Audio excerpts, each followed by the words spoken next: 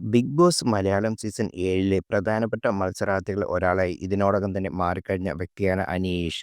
കൃത്യമായ സ്ട്രാറ്റജിയുമായി ഷോയിലേക്ക് എത്തിയ അദ്ദേഹം മറ്റൊരു താരത്തെക്കാളും സ്ക്രീൻ സ്പേസ് സ്വന്തമാക്കുന്നുമുണ്ട്. സഹതാരങ്ങളെ പരമാവധി പ്രകോപിപ്പിക്കുക എന്നതാണ് അനീഷിന്റെ പ്രധാന സ്ട്രാറ്റജി. വലിയ തർക്കങ്ങളിൽ ഏർപ്പെടാതെ പറഞ്ഞ കാര്യം തന്നെ നിരന്തരം ആവർത്തിച്ചു കൊണ്ടിരിക്കുന്ന അദ്ദേഹം യഥാർത്ഥത്തിൽ സഹതാരങ്ങളെ മാത്രമല്ല, വലിയൊരു വിഭാഗം പ്രേക്ഷകരെയും വലിയ തോതിൽ തന്നെ പ്രകോപിപ്പിക്കുന്നുണ്ട്. ചിലപ്പോഴൊക്കെ കാണുന്ന ആൾക്കാർക്ക് അരോചകമായി തീരുന്നതിലേക്ക് വരെ അദ്ദേഹത്തിന്റെ രീതികൾ എത്തുന്നു. ബിഗ് ബോസിനോട് പറയാനുള്ളത്, ആ അനീഷിനെ ലൗഡ് സ്പീക്കർ ഓഫാക്കി ചെയ്യുമ്പോൾ ദയവ് ചെയ്ത് ആ മൈക്ക് മ്യൂട്ടാക്കി വെക്കണം എന്നാണ് പ്രേക്ഷകർ ബിഗ് ബോസ് ആരാധനാ ഗ്രൂപ്പുകളെല്ലാം കുറിക്കുന്നതും. അതോടൊപ്പം ഏറെ പ്രതീക്ഷയുമായി എത്തിയ രേണുസുതി മികച്ച പ്രകടനം കാഴ്ചവെക്കുന്നില്ലെന്ന അഭിപ്രായം എല്ലാവർക്കുമുണ്ട്. ഇതിനോടകം വൈറലായി മാറിയ കുറുപ്പിന്റെ പൂർണ്ണരൂപം ഇങ്ങനാണ്. ബിഗ് ബോസിനോട് പറയാനുള്ളത്, ആ അനീഷിന്റെ ലൗഡ് സ്പീക്കർ ഓൺ ചെയ്യുമ്പോൾ ദയവ് ചെയ്ത് ആ മൈക്ക് മ്യൂട്ട് ആക്കി വെക്കണം. കണ്ടോണ്ടിരിക്കുന്ന ഞങ്ങൾക്കാണ് തലവേദനിക്കുന്നത്. കഴിയുമെങ്കിൽ 2 ദിവസം അയാൾക്ക് വാമൂടി കെട്ടുന്ന വല്ല പണിഷ്മെന്റും കൊടുക്കുക.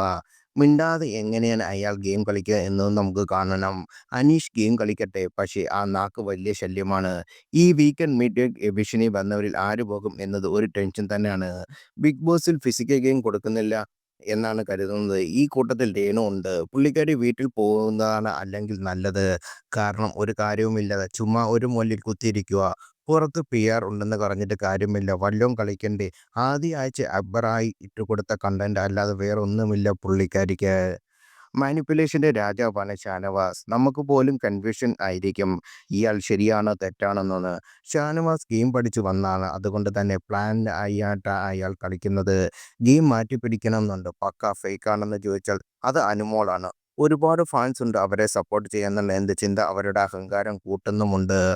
ഒരുപാട് നിലപാടില്ലാത്തവൾ, വിശ്വസിക്കാൻ കൊള്ളാതെ ആരൊക്കെയെന്ന് ചോദിച്ചാൽ ഇപ്പോൾ അത് ആണുങ്ങളിൽ ഷാനവാസും സ്ത്രീകൾ അനുമോളുമാണ്. അനുമോൾ കളിക്കുന്ന രീതി അവൾക്ക് തന്നെ പാരയാവുമെന്നറിയാം. ഏഷ്യാനെറ്റിലെ പ്രായം എന്ന ഓഡിയൻസിന് കയ്യിൽ എടുക്കാനുള്ള അടവ് നന്നായി പുറത്തിറക്കി തുടങ്ങിയിട്ടുമുണ്ട്. ഒനിയൽ ഇത്രത്തോളം സഞ്ചരിച്ചിട്ടും ആ ക്വാളിറ്റി ഇല്ല പുള്ളിക്ക്. അയാൾ ടാർഗറ്റ് ചെയ്താൽ പക്കാ സ്വഭാവം പുറത്തു വരും. ജിസേൽ ഇപ്പോഴും മേക്ക്ഡ് യൂസറാണ്. അത് ചോദ്യം ചെയ്യാൻ അവിടെ ഒരുത്തനും ഇല്ല എന്നതാണ് കഷ്ടം. ജിസേൽ മാത്രമല്ല, അനുവും യൂസും ചെയ്യുന്നത്. അല്ലാതെ ഇവരുടെ രണ്ടുപേരെയും കണ്ണിൽ എങ്ങനെ കൺമഷി വന്നതെന്നും ചുണ്ടിൽ ബീറ്റ്റൂട്ട് ആണെങ്കിൽ ഇതെങ്ങനെയെന്നും എപ്പോഴും മാഞ്ഞു പോയേനെ. റെന നോമിനേഷൻ ടൈമിൽ നല്ല വിഡ്ഢിത്തരം പറഞ്ഞിട്ടുണ്ട്. ഒരാഴ്ച കഴിയുമ്പോൾ ലാലേട്ടൻ വരുമ്പോൾ ഇതെല്ലാം പുറത്ത് ചർച്ച ആണെന്ന് മനസ്സിലാക്കാൻ ഇവർക്കെല്ലാം മനസ്സിലാക്കാൻ സാധിക്കുന്നില്ലേ എന്നാണ് മനസ്സിലാകുന്നത്. റെന നല്ല ബുദ്ധിയുള്ള കുട്ടിയാണെന്ന് കരുതി, പക്ഷേ നല്ല ഫുൾഫിഷ്നെസ് കുറവാണ്. എന്തായാലും മിഡ് വീക്ക് എവിഷൻ ആവാതിരിക്കട്ടെ. കാരണം ജനറേഷൻ സപ്പോർട്ട് വളരെ നന്നായിട്ട് റെനയ്ക്കുമുണ്ട്.